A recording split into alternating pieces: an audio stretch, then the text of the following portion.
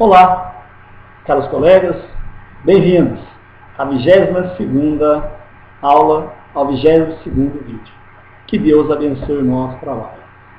Acesse todos os dias www.hernandadvogado.blogspot.com.br e veja e reveja os vídeos quantas vezes você achar necessário. Agora eu quero pedir a vocês uma coisa, tenham paciência. Aí a disciplina, a matéria vamos entrar agora, é que os alunos de universidade detestam.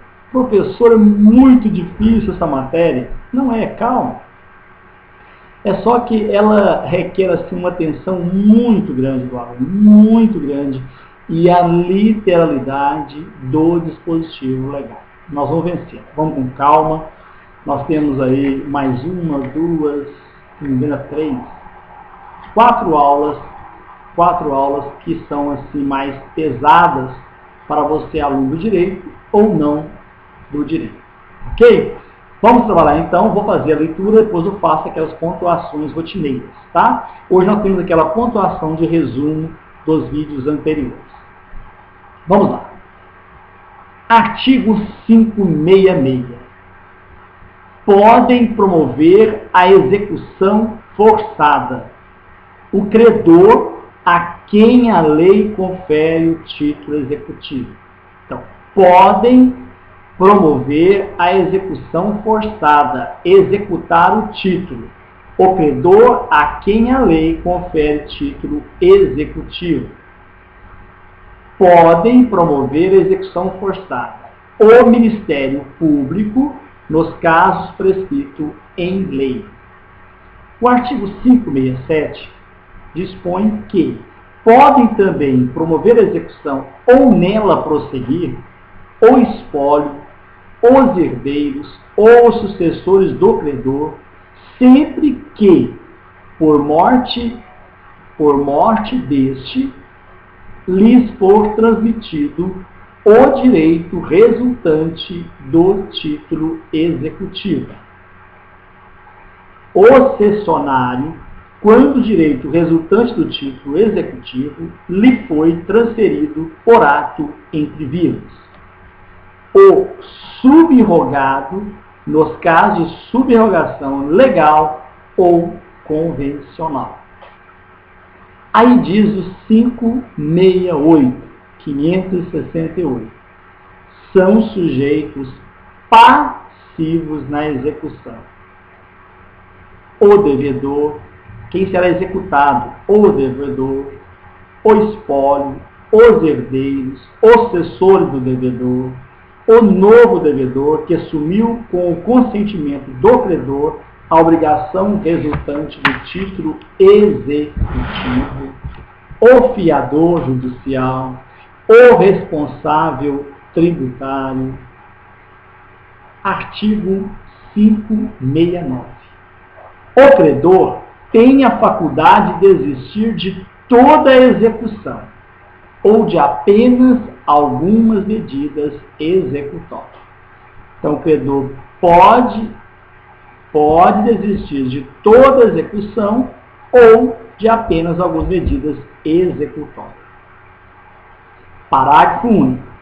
Na desistência da execução, observar-se-á o seguinte: são extintos embargos que versarem apenas sobre questões processuais, pagando o credor as custas e os honorários advocatícios.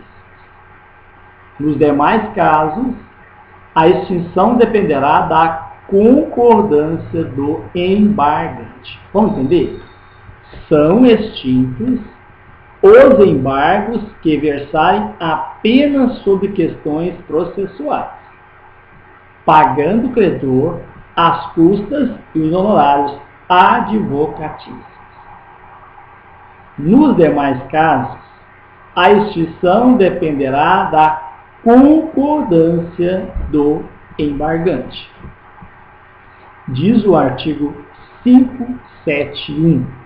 Nas obrigações alternativas, quando a escolha couber ao devedor, ao devedor e será citado para exercer a opção e realizar a prestação dentro em 10 dias, se outro prazo não lhe for determinado em lei, no contrato ou na sentença.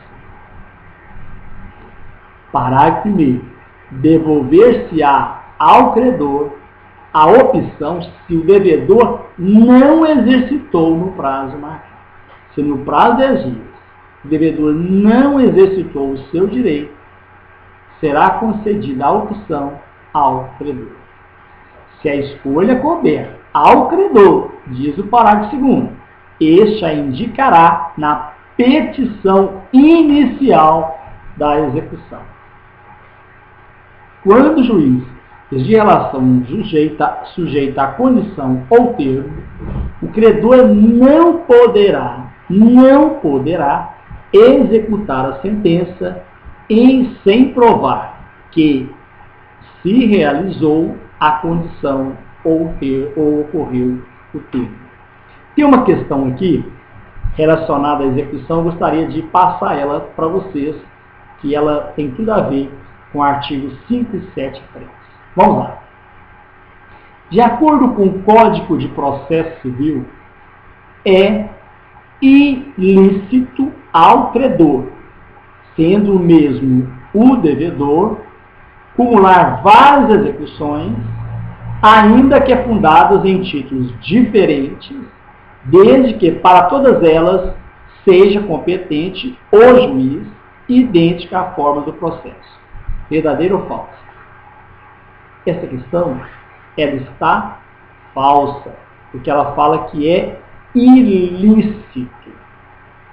Porque, na verdade, o artigo 573, você que está acompanhando comigo com seu código, diz que é lícito ao credor, sendo o mesmo ao devedor, cumular várias execuções, ainda que fundadas em títulos diferentes, desde que para todas elas seja competente o juiz, idêntica à forma do processo. Mais uma questão para você gabaritar comigo. Carlos Chaves, literalidade do dispositivo legal. De acordo com o CPC, o credor ressarcirá ao devedor os danos que este sofreu, quando a sentença, passada em julgado, declarar existente, no todo ou em parte, a obrigação que deu lugar à execução. Questão verdadeira ou falsa? Professor, repete para mim. Sim, vamos lá. De acordo com o Código de Processo Civil, o credor ressarcirá ao devedor os danos que este sofreu, quando a sentença passada em julgado declarar existente, no todo ou em parte, a obrigação que deu lugar à execução. Podem gabaritar. Esta questão, ela está falsa, errada, porque na verdade o dispositivo legal diz que declarar inexistente. Vamos lá no dispositivo? O credor ressarcirá ao devedor os danos que este sofreu, quando a sentença passada em julgado declarar inexistente, no todo e em parte, a obrigação que deu lugar à execução. Vamos lá. Continuando o estudo, fizemos as questões, depois nós vamos fazer mais algumas. Artigo 575. A execução, fundada em título judicial, processar-se-á perante os tribunais superiores, nas causas de sua competência originária, o juízo que decidiu a causa no primeiro grau de jurisdição, o juiz civil competente quando o título executivo por sentença penal condenatória ou sentença arbitral. A execução, fundada em título extrajudicial, será processada perante o juízo competente. Artigo 577. Não dispondo a lei de modo diverso, o juiz determinará os atos executivos e os oficiais de justiça os cumprirão. Artigo 578. A execução fiscal será proposta no foro domicílio do réu, se não tiver no de sua residência ou no do lugar onde for encontrado. Parágrafo único. Na execução fiscal, a Fazenda Pública poderá escolher o foro de qualquer um dos devedores. Quando houver mais de um, o foro de qualquer dos domicílios do réu.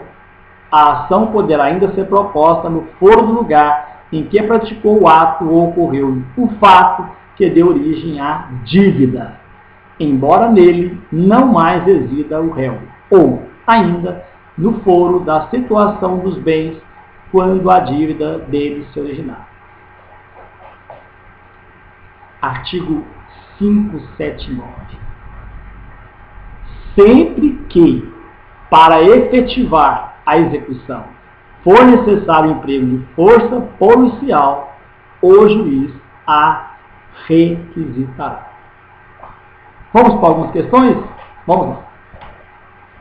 De acordo com o Código de Processo Civil, é correto afirmar que a execução pode ser instaurada caso o devedor não satisfaça a obrigação certa, líquida e exigível, consubstanciada em título executivo. Questão verdadeira ou falsa? Vamos repetir. De acordo com o Código de Processo Civil, a execução pode ser instaurada caso o devedor não satisfaça a obrigação certa, líquida e exigível, consubstanciada em título executivo.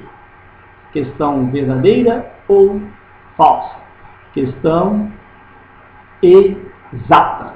Muito bem. Vamos para mais uma questão de verdadeira ou falsa. O credor poderá iniciar a execução ou nela prosseguir se o devedor cumprir a obrigação, mas poderá recusar o recebimento da prestação estabelecida no título executivo se ela corresponder ao direito ou à obrigação, caso em que requererá juiz a execução, ressalvado o credor o direito de embargá-la. Podem marcar. Verdadeiro ou falso? A pessoa repete que eu não entendi. Vamos lá. Verdadeira ou falsa assertiva? O credor poderá iniciar a execução ou nela prosseguir se o devedor cumprir a obrigação, mas poderá recusar o recebimento da prestação estabelecida no título executivo se ela corresponder ao direito ou obrigação, caso em que requererá ao juiz a execução, ressalvado o devedor o direito de embargá-la. Assertiva está errada. Vamos entender por que ela está errada? Diz o artigo 581. O credor não poderá iniciar a execução ou nela prosseguir se o devedor cumprir a obrigação. Lógico, se ele pagou, você vai continuar a execução.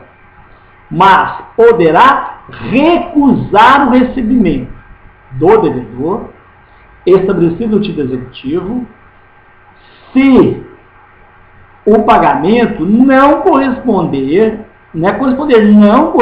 ao direito ou à obrigação, caso em que requererá ao juiz a execução, ressalvado o devedor o direito de embargar a execução. Mais uma assertiva.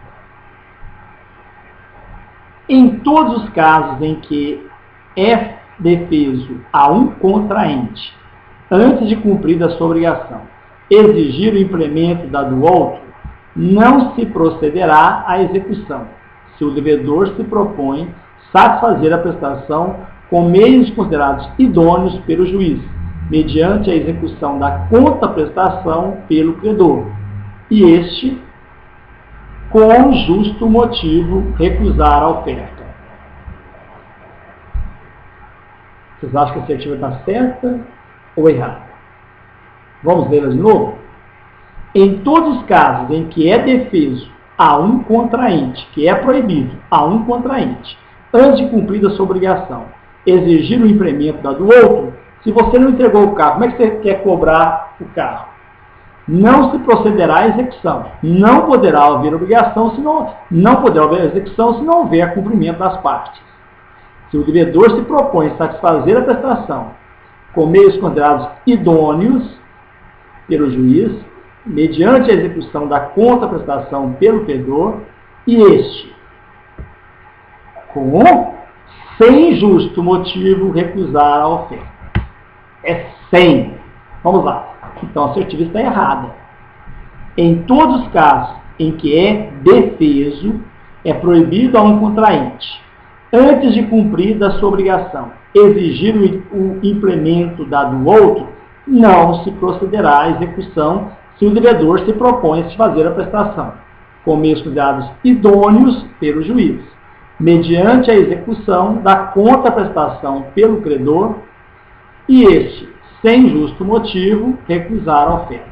O credor recusa a oferta que o juiz autorizou, então, nesse caso, é defeso, é proibido a um contraente, antes de cumprir a obrigação, exigir o implemento da do outro. Vamos lá. O devedor poderá, entretanto, exonerar da obrigação, depositando em juízo a prestação ou a coisa, caso em que o juiz suspenderá a execução, permitindo que o credor a receba sem cumprir a contraprestação que ele tocar. Verdadeiro ou falso? Lógico. Falsa. Por quê? Diz o dispositivo legal: o devedor poderá exonerar-se da obrigação, depositando em juízo a prestação ou a coisa, caso em que o juiz suspenderá a execução, não permitindo que o credor a receba sem cumprir a contraprestação que lhe tocar. Sem cumprir a prestação que ele tocar. Ele não pode receber, ele não cumpriu a prestação ainda. Como é que ele vai receber? Ele só pode receber a partir que ele cumprir a sua contraprestação. Ok? Muito bem. Nós vamos agora fazer algumas pontuações de tudo que nós já falamos, um pouquinho, né? Pontuar alguma coisa de que nós já falamos nas aulas anteriores. Lembrando vocês, o que é autuar? Autuar é lavrar um auto contra alguém. Reunir em forma de processo a petição e documentos apresentados em juízo, processar. E desapensação é a separação física de processos apensados. Desapensação é a separação física de processos apensados. Lembrando vocês, o que é distribuição? É a escolha do juiz ou relator do processo por sorteio. Folha do processo são as duas faces de uma página do processo. Folha do processo são as duas faces de uma página do processo. Professor, e juntada? É a união de um processo a outro, ou de um documento a um processo. Realiza-se por anexação ou apensação. Juntada por anexação. É a união definitiva e